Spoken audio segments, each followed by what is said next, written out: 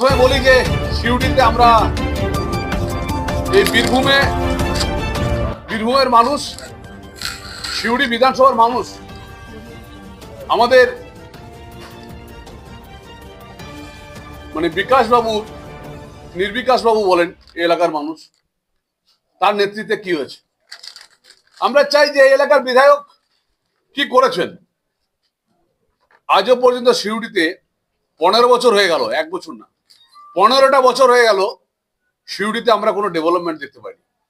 সিউড়িতে আমরা পেয়েছি ওনার নেতৃত্বে অবৈধ বালি খাদান, পাথর পাচার, আমরা পেয়েছি স্বাস্থ্যসাথী কার্ড ব্যবহার করা হয়েছে, একাধিক ভুয়ো অ্যাকাউন্ট খুলেছে, আমরা পেয়েছি যে 100 দিনের কাজেও দুর্নীতি, আমরা পেয়েছি রাস্তাঘাট উনি ঈশ্বরের নামে ছেড়ে দিয়েছেন।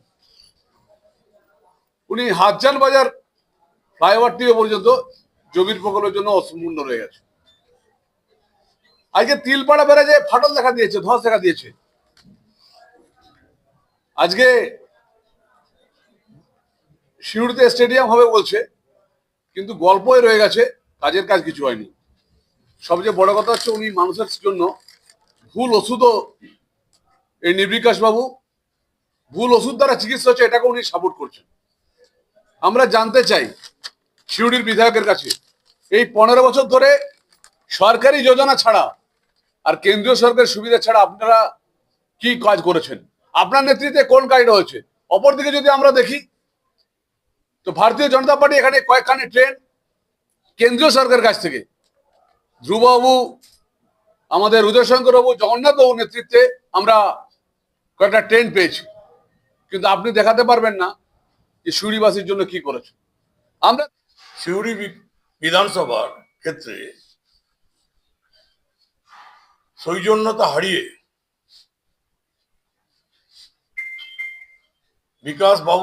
বিকাশ রায়চৌধুরী নামটাকে নির্বিকাশ বাবু বলেছেন। কারণ নির্বিকাশ বাবু 2021 সালে ওদের উপযুক্ত জবাব দিয়েছে এবং অনেকে ভেবেছিল আমি মন্ত্রী হব, আমি বিধানসভায় গিয়ে বড় বড় কথা বলবো। আমার সঙ্গে একটা ডিবেটও হাজির ছিলেন কেউ কেউ ওদের নেতারা, সেটা বেনি মাধব স্কুলে। সেখানে গিয়ে আমাকে বলা হয়েছিল আপনি কেন এখানে দাঁড়ালেন, এখানে দাঁড়িয়ে তো লাভ কিছু হবে না, আপনার যেটুকু মান সম্মান আছে সেটুকু চলে যাবে। ওকে একটা কথাই বলেছিলাম, মানুষ সঙ্গে দীর্ঘদিন কাজ করছি, সুতরাং 2 তারিখে 2রা মে কাউন্টিং হবে, সেদিন প্রমাণ করে দেবো সিউড়ি মানুষের কাছে তুমি আপন না আমি আপন। মুখ লুকোতে বাধ্য হয়েছিল কাউন্টিং এর দিনে। সিউড়ির মানুষের কাছে আমি কৃতজ্ঞ। সিউড়ি বিধানসভার সর্বস্তরের মানুষ আমাকে তাদের প্রতিনিধিত্ব করার জন্য বিধানসভায় পাঠিয়েছে। 2011 সালে ফিরে যেতে হয়। যারা আজকে প্রশ্ন করছে 2011 সালে আমরা বীরভূমের মানুষ, আমি এই বীরভূম জেলার তখন তৃণমূল কংগ্রেসের দায়িত্বে রয়েছে, কোনো একটা দায়িত্বে। 2013 সালে আমি এখানে সভাধিপতি আসনে জেলা পরিষদের দায়িত্ব পাই। মাননীয় মুখ্যমন্ত্রী মমতা ব্যানার্জি আমাকে এই দায়িত্ব দিয়েছিলেন। সেই সময় বীরভূমের চেহারা 2011 সালে থেকে তার আগে করুণ পরিস্থিতি। যারা আজকে এখানে ছিলেন তাদের মধ্যে অনেকেই বীরভূমের মানুষ, আবার কেউ কেউ বীরভূম না বিষ্ণুপুর এটাও বলতে পারছিলেন না, মাঝে মাঝে ভুলে যাচ্ছিলেন। ওর রাজনৈতিক জীবনটাও কিন্তু একবার এদিক একবার ওদিক। পারিবারিক কথা ছেড়েই দিলাম, আমরা নোংরামির মধ্যে যাই না, পরিবারকে রাজনীতির মধ্যে টানি না, ধর্মকেও রাজনীতির মধ্যে টানি না।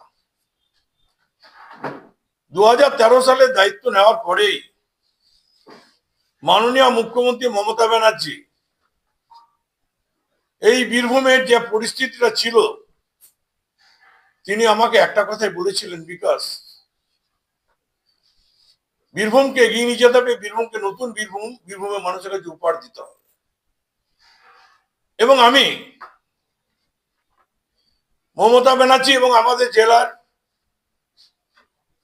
আমাদের সকলের প্রিয় নেতা অনুব্রত মণ্ডলের সহযোগিতায়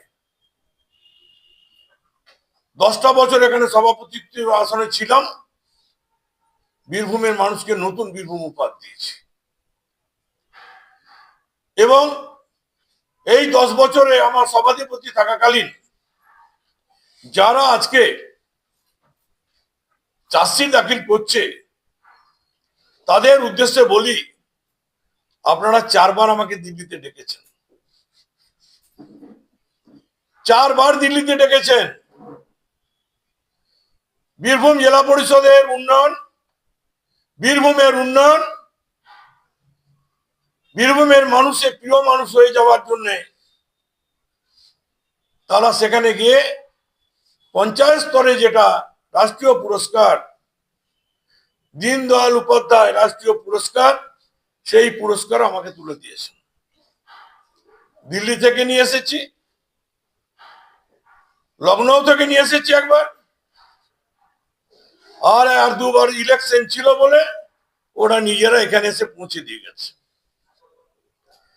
সুতরাং আমরা কি করেছি আর কি করি নাই, যদি কিছু না করতে পারতাম তাহলে দিল্লিতে ডেকে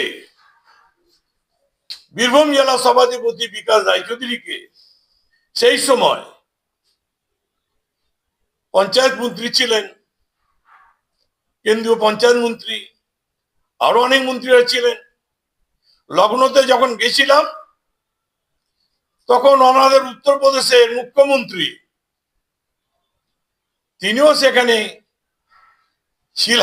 ছিলেন এবং তিনি সেখানে আমার হাতে এই যে ফলক, পুরস্কারের ফলক, সেই পুরস্কারের